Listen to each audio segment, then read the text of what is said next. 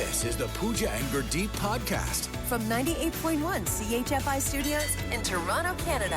Hey Toronto, this is Ed Sheeran. This is Kelly Clarkson. Hi, this is Bryan Adams. This is Adele. This is Madonna. It's Michael Bublé, and you're listening to the Pooja and Gurdeep Show. It's fun. They're amazing.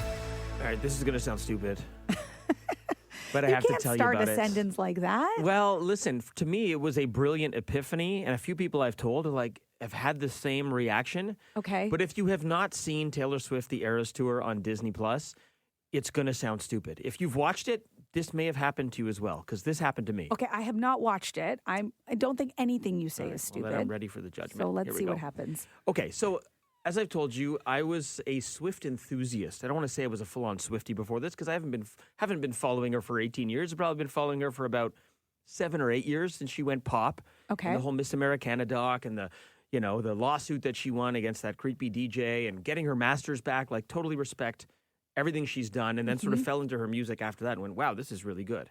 But didn't know a ton about her. Anyway, decided to stream the Eras Tour last Friday on Disney+. I started it at 8 o'clock so I could feel like I was there, so I don't have tickets. Oh, that's nice. Super lame, right? But no, I was like, no, we're all experiencing the FOMO. I'm like, she's doing this right now at the exact same time that I'm watching it, man. This is crazy. And do you talk to yourself like that when you're at home watching anything? A little bit, right? Okay. It's weird. This is so fun, isn't it? Let me grab some popcorn. Yeah, that's delicious. Okay, sorry, go on. It's a running commentary and everything. So about I don't know what moment it happened, maybe 45 minutes to an hour in. It's a 3-hour concert doc. She's already done some of her poppy stuff that I've heard, and then she's on acoustic guitar doing country, which I hadn't heard, and then she's in a different outfit on piano by herself doing a ballad with no backup band. Then there's a piece with all her dancers beside her doing choreographed dances, very poppy, and then a full-on band, just so many different things in her Reputation era where it's all angry and moody. And I'm watching this going, oh my God, this is crazy. I didn't know she had so many different modes, different eras. Oh my God, I get it why it's called the Eras Tour. No. She's got all these different eras, and she does all the eras at this show, and that's why it's called the Eras Tour. And I had to pause the doc and put my head in my hands. I was rocking back and forth. I'm like, oh my gosh, I get it. I get why it's called the Eras Tour. That is hilarious. Oh my, were you alone? Yeah. Oh. Okay, so what were the eras? Take me through them. They're it's all the albums. There's the 1989 era, the album era, the folklore era, the Evermore era, the Reputation era. It's mind blowing because all of them could be separate artists in terms of the sound and the style, but it's all coming from one person. And I get what she means now. And then I completely got swept up, and now I need tickets badly. And now you're going. Now I need to go. Now you have to go. But wow. And someone else who watched this doc told me when I was telling them the story, they're like, "Oh my God, the same thing happened to me." Really? Okay. And that made me feel seen. But hardcore Swifties are going to be like, "Yeah, stupid." I just love that you came to this conclusion by yourself, and you had to pause it to be like, "Whoa, mind blown." And okay, I gotta. Anybody else? Please tell me I'm not alone. Tell me I'm an idiot. Whatever. You can text us at 981-981. We should sit down together and watch Usual Suspects. I can't wait for the ending. I can't wait to see your reaction. Spoiler alert! Kaiser Soze. From CHFI Studios, It's the Pooja and Gurdeep podcast. There's a new study out that says 1 in 3 Gen Z workers refuse to use the office bathroom because they're afraid of, doing a certain something in the bathroom. Okay, so this let's just call it public bathroom, right? Because people have a fear of public bathrooms, I think, ranks pretty highly on fears. It's public speaking, spiders, death, and then probably public bathrooms. And I get this because I used to be this person. I totally get it. But there's something that can happen to you that makes you get over it. There's a couple things for me. Well, it's bad for your health to hold it, first of all. That's terrible. Don't hold it. Don't hold it. It's not No. good for you. I went to university residence. I lived in residence at McMaster University in Brandon Hall, the busiest residence, and there's one bathroom per floor for the 25 to 30 guys on the floor. Whoa. 25 to 30 guys, one bathroom? There's 50 to 60 people on the floor. There's 30 females, 30 males, and the females have one bathroom. Good luck. And the males have one bathroom. Oh, Now, granted, the no. bathroom has 5 stalls, 4 showers, right? But still. I'm telling you, being in university residence, that got me over my fear of public bathrooms real quick. I can go anywhere, anytime. Okay. There are people who will go out of their way to avoid using the restroom in a Absolutely. public space. And producer Steph, this is your sister-in-law? Oh, this is not okay. She will take a cab, and she no longer works half an hour away from home. She's a stay-at-home mom now, but she used to take a cab because she refused to go to the washroom at work. Hold on. 30-minute cab ride home? Yes. And I'm like, do you know how bad this So is basically for her you? lunch break? And your whole lunch break, and how much money are you spending? Oh, no. Go to the washroom That's at work. one expensive Yeah. bit of relief. In our last workplace, I used to live across the street. So for me, it made sense. Like, why would I use a public Oh, bathroom? that's I could why just- you kept leaving. Yeah, I could just go home, and Right. then that's easy. But 30 minutes? No. And a cab ride, that gets expensive. Okay. Look, Face your fears, people. this is one of those things where it's not good for you. Yes, you do have to find a way, but we all know those people. Maybe you are one of those people who go to great lengths to avoid the bathroom. You know who else one of those people? George Costanza. Because George Costanza knew you could give him an intersection in New York and he would know the best public bathroom to use. He'd be like, 4th and 7th. Be like, oh, the Park Hyatt. You got to go in. Second Yeah. floor, private bathroom, 90 square feet. You know, a lot of people actually have figured out within their workplace, like the secret bathroom, the one that nobody yeah. uses. It's like on the 8th floor. A lot It's of down the people- hall. Pooja. Yeah, a lot of people, i.e. Pooja. you, Guys, stay away from the 8th floor. Yeah. That one's mine. as Jim Carrey said, do not go in there. What lengths have you gone to avoid using a public restroom? I mean, it's going to be tough to top this was your colleague? sister-in-law. Your sister-in-law, Yeah. who would take a 30-minute cab ride each way just to go home. The Pooja and Gurdeep podcast. From 98.1 CHFI. What lengths have you gone to avoid using a public bathroom? Yeah, that's because we just learned that 1 in 3 Gen Z workers refuse to use the office bathroom. They would rather hold it because they're just embarrassed or bathroom shy or whatever you want to call I it. used to be that person. I got to say, it's so much nicer not caring where you go now. Because now you can it's just, you're free. It's wonderful. I told you, as university residents and a bad burger ate at a Weezer concert in Atlanta. Let me tell you, if you can go in that bathroom where I went, which was awful, you can literally go anywhere. Okay, well, but we want to know the lengths because there are those people, and maybe you know those people as well, who just will do anything to avoid a public restroom. Sweet Pea for Brampton, what's your story? Well, let me tell you, I had to teach this to a few girls at work as well, right? So where I work, there's a hotel, and there's a lot of hotels in Toronto where they have very nice bathrooms. So I would literally walk from work, or if I was driving, leave for my, break, drive to the hotel. Now, nobody knows if you are a resident at the hotel or a guest. Yeah, I just walk in the lobby, look like I'm looking for somebody, for a second, look around, sit down for 2 seconds, then I walk to that pretty bathroom way at the back on the first floor. Oh, yeah. So, Sweet Pea, the answer for you is find a hotel. Find a nearby hotel, a nice Pretty hotel. hotel. It's got to be a 4.5 star or more. Sweet Pea, thanks for the call. You're welcome. Have a good day. You do. You So know, Sweet- the W is just down the street, right? I know. So Sweet Pea's advice essentially boils down to get a room. Yeah, pretty much. Marley from Toronto. So, what's your story? This is my go-to bag, literally. I carry this little bag, and it has a spray bottle. You know those traveling spray bottles? Okay. I buy a big bottle of peroxide, fill it up before I leave the house, and my gloves.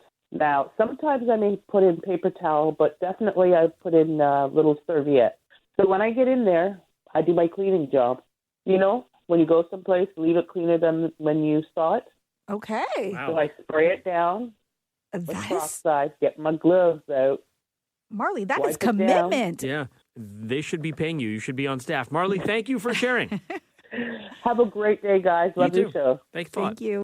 Never heard anyone going to Marley's lengths. That's pretty impressive. What do you do to avoid public bathrooms? Let's do one more here. Gary in Uxbridge. Well, when I first started part-time work, I worked in a factory, 100-plus people, and they had me there as the garbage boy janitor.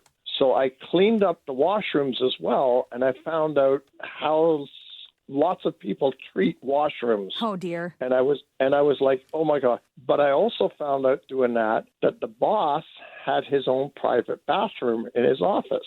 I learned his schedule on when he would do the walkthrough of the factory, and that's when I would slip into his office and use his bathroom.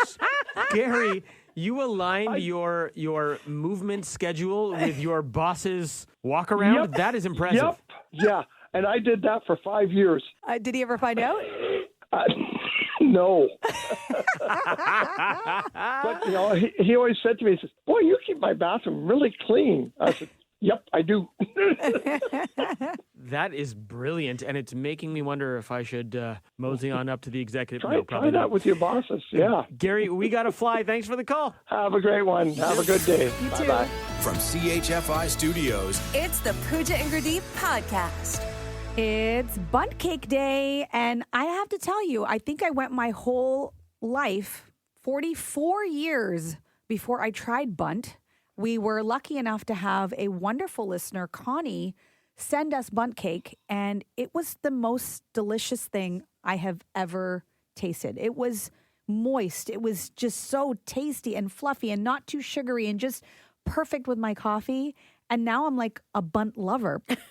You're obsessed. Now I think like I need to own a bunt pan for I one thought you were day. gonna say like a bunt bakery. I was like, Oh no, that might be a step too far. And there is actually, Michelle Butterly told us about a place called Nothing Bunt Cakes. It's so good. Is it really? Yeah. Are they mini bunts or are they an Both. actual bunt? They have different sizes. They have mini, and then there's a regular size. I think they even have bigger ones. But yeah, they're delicious in different flavors. So good. Okay, have you ever tried bunt that wasn't good, or is all bunt good? Because I think that Connie has spoiled me now, and I don't know that there's going to be any other bunt that can compare. I think bunt is hard to mess up. Really? I think so. I Because think the if you pan just- does all the work? Yeah, the pan does all the work. It's that hole in the middle that's so magical. No, I think they're pretty simple ingredients in a bunt cake. Really? Yeah, and I don't think I've never had one that wasn't good. All right. Now, you just told me about a mega Hollywood star who is so into bunt cake that he gives this to all his celebrity fans. I've never heard this. Apparently, it's been happening for years. Tom Cruise sends his closest friends this coconut white chocolate bunt cake for their birthdays or for the holidays. It looks delicious. Google it if you haven't, because it looks like professionally made. Yeah. He doesn't actually make it himself, does he? It's from a bakery in California. It's Doan's Bakery. Oh, And okay. apparently it costs like $125 with free shipping though. Oh, wow. Yeah, at that price. Well, that doesn't seem fair. Okay. And so he's a celebrity who loves bunt. Other celebrity friends of his love bunt. Like he sends it to Kristen Bunst. That's what her name is now. Yeah, okay, I like that we're buntifying celebrities. Buntifying. Okay, so does he also send it to Giselle Bundchen? No, Like she's Giselle Bundchen sounds like she makes her own bunt. Because is it bunt or is it bunt? It doesn't matter. Either way, it works. Then there's Benson Bunt. Oh my God, I love him. Yeah, there's Benson Bunt. Yeah. There's Bugs Bunty. Wow, that's a stretch. That was a bit of stretch. a no. Okay. Oh, how about this one? Bunt Affleck. No, No. Okay, Not Jennifer Lopez approved. no. Oprah Buntfree. Wow, that one's Okay. I'm gonna. they are friends. She is friends with Tom Cruise, so she would get a bunt cake. She's Tom Cruise. that's He's still right. on the couch. Yeah, he's he's jumping. jumping. Okay, I'm gonna end with this one. James Bunt. Oh my God, Thank he's you. my favorite. Thank you. The Pooja and Gurdeep podcast.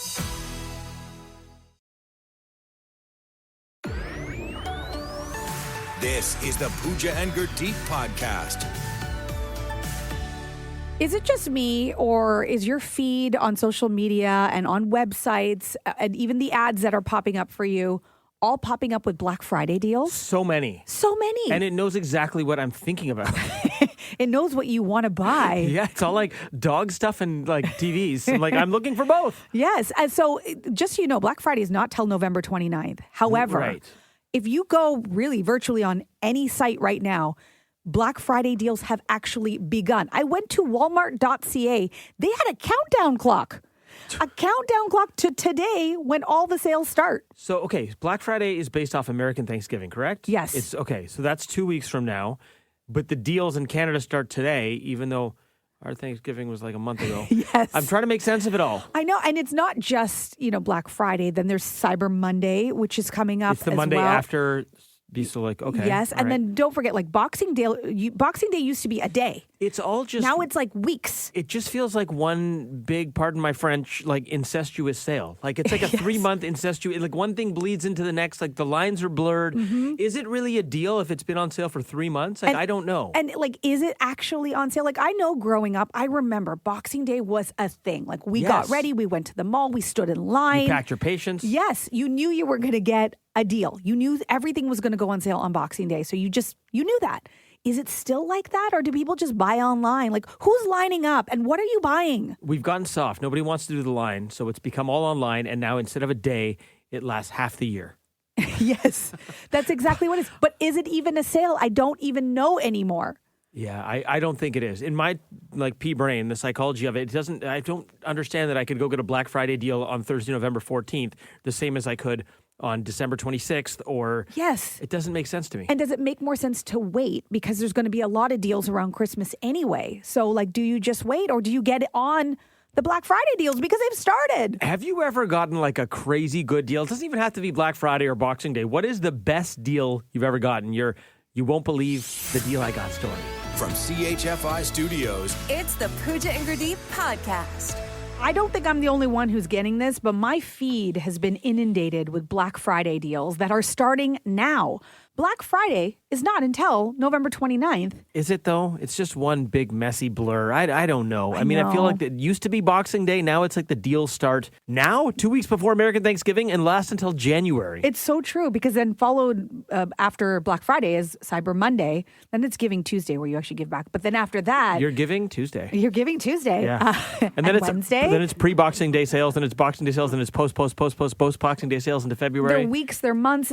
They're all blending into one another, but there are deals to be had, I guess. Sure. Maybe not like when we were growing up, but there are still deals. What is the best deal you've ever gotten? Breakfast Television's Frankie Flowers. What's that for you? I'm the guy that goes on Facebook Marketplace, and I often love to find different unique finds, but a lot of the furniture in my house is from Facebook Marketplace, so a lot of that is really great deals. Hold on, though. You'll roll up as yourself, as Frankie Flowers, to go pick up a couch from some dude's basement? Yeah, I did that, actually. Oh, Frankie, no. Why do you think he's loved by the people? Frankie, you can't be doing that. You need a guy. You got to get a guy. You can't be showing up. You're Frankie Flowers. I am the guy, and I got teenage sons now. That's my free labor. So it's let's go, boys. Put your kids to work. Yeah, you bring stay the muscle. Yeah. Okay. That's the way to be.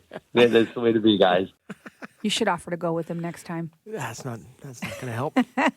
Let's go to Stacy and Milton. So tell us about your great deal story. I do, but it's a little bit different than you think. So years ago, I was shopping at Toys R Us for my then boyfriend's son. And they had this cool, wooden train set. You put the set together, you put the train together, you paint it. And it was on for $27. I was like, no way, this thing's worth $200. Right. So I pick it up and I get it to the cashier, and she's supposed to ring it in, and it was $150 whatever dollars. What? And I'm like, no, I think it's labeled wrong. And she's like, what? And I said, well, I bought it off the shelf, and the shelf says $27.99. And she's like, no, that can't be right. And I'm like, I wouldn't lie about it. So I come with me. I took her to the shelf and I showed her, and somebody had either mislabeled it should have been $127, and then it comes $153 with tax or whatever. It should have been $127 on the shelf, not dear. $27. But because it was mislabeled, they had to give it to me for $30 price. Oh, my goodness. What a deal. I love those stories. That is wicked. Stacy, thanks for sharing. Great story. Have a great day, guys. You too. You too. Okay, so $200 pretty much down to 27. That's going to be tough to top. Yeah, I would buy 10. That's what I would have done. I mean, how many train sets do you need? Everybody, you get a train Your set. whole You house get is a train set. Everybody I mean, gets if a train you could set. connect them all and make them a super train set, then I'm with you. Yes. What's the best deal you've ever gotten? Can you top that, Andrea in Scarborough? Well, there's this liquidation warehouse that we frequent when we go up to the cottage.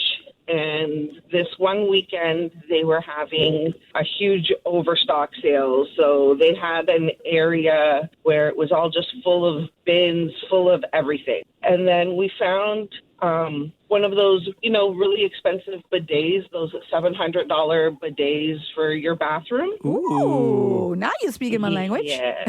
And? and it said $70. So, of course, needing a better deal than that, because the boxes were all like thrown in and kind of mangled. So, we're like, can you give us a better deal than this? And they're like, well, I don't know, maybe 50. And we're like, well, there's no plastic on the toilet seat, there, da-da-da. So she's like, okay, $30. Come on. You got a $700 bidet for $30? Yes.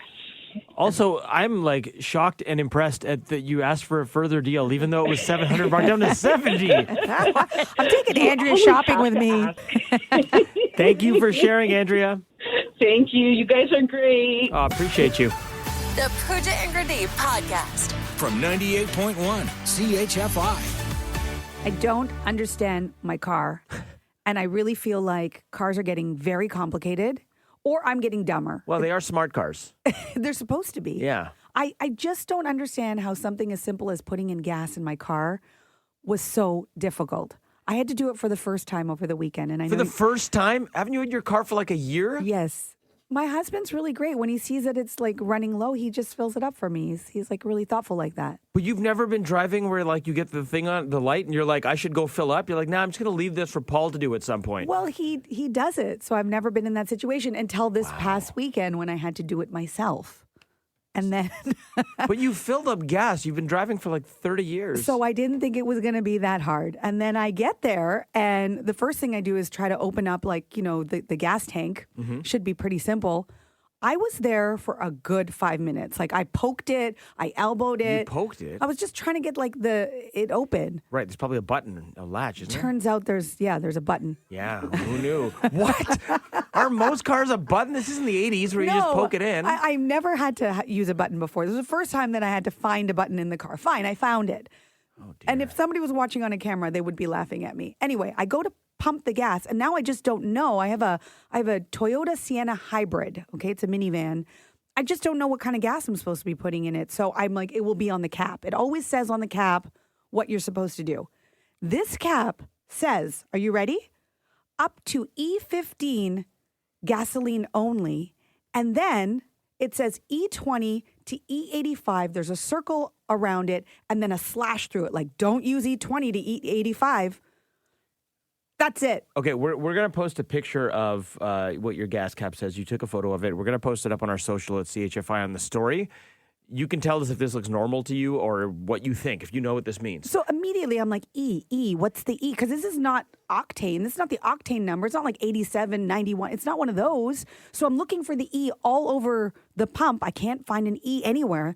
Then I'm like, is it because it's a hybrid? It's electric? What is the E? So I start pumping gas. That's a good guess. Well, I start pumping gas, which maybe isn't. Wait, but how did you choose which one to go with? I just went with regular. Why didn't you text Paul and be like, hey, for all the million times you filled up gas, which one do I use? I wanted to figure it out on my own. And gas is expensive. So I just went with regular, okay? So I'm putting in regular. But as I'm putting in regular, I'm looking all over the pump for an E, something E. And all I see in like 5-point font, okay? It's the smallest font ever.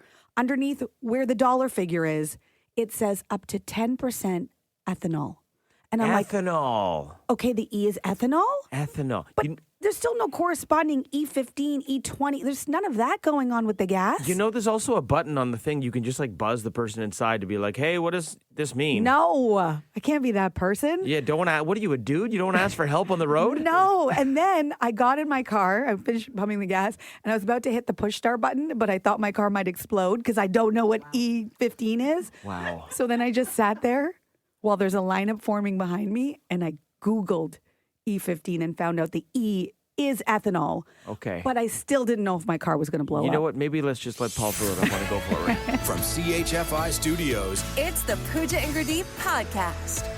Gary, so do you know what the E means on my gas cap? Yes, the E is for ethanol, and the 15 is the percentage of ethanol in the gasoline. Okay, but everyday regular people just know that? No, it's more a thing in the United States than it is here because they make the ethanol from corn. It'll probably be the regular gas because if it's If it's not, they'll probably tell you. Like you're looking at more of the high performance cars that need the mid grade or the high grade. Hey! Don't knock my minivan. It's high performance, okay? No, it's not meant to do 150 miles an hour. If you were in the same situation I was in and you didn't know, would you have pushed the button and asked the attendant? Yes. Okay. Yeah. Never mind. I wish we operated by that same rule on this show, but we do not. Gary, thanks. Hey, you let me phone in, okay? Gary, thanks for the call, buddy. You're welcome. Have a good day. Thanks for listening to the Pooja and Gurdeep podcast. Listen to Pooja and Gurdeep live weekday mornings from 5 to 9. Only on 98.1 CHFI. Toronto's perfect music mix.